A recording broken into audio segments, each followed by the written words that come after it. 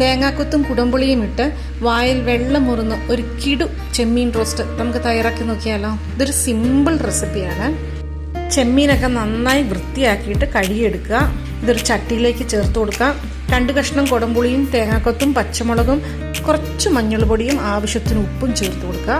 ആവശ്യത്തിന് വെള്ളവും ചേർത്ത് നമുക്ക് മൂടി വെച്ചൊന്ന് വേവിക്കാം.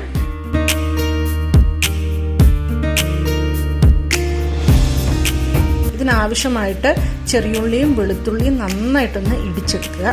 ഒരു കടായിലേക്ക് വെളിച്ചെണ്ണ ഒഴിച്ച് ചെറിയുള്ളിയും വെളുത്തുള്ളിയും കറിവേപ്പിലയും ചേർത്ത് കൊടുക്കുക. ഇതിൻ്റെ കൂടെ തന്നെ മുളക് പൊടിയും കുരുമുളക് പൊടിയും ചേർത്ത് കൊടുക്കുക. എന്നിട്ട് ഇത് നന്നായിട്ടൊന്ന് ഇതുപോലെ ഒന്ന് മുരിച്ചെടുക്കുക.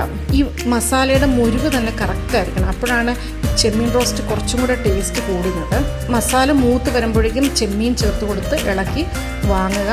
അപ്പം നമ്മുടെ കിടു ചെമ്മീൻ റോസ്റ്റ് റെഡി ആയിട്ടുണ്ട്. എല്ലാവരും ട്രൈ ചെയ്ത് നോക്കണേ.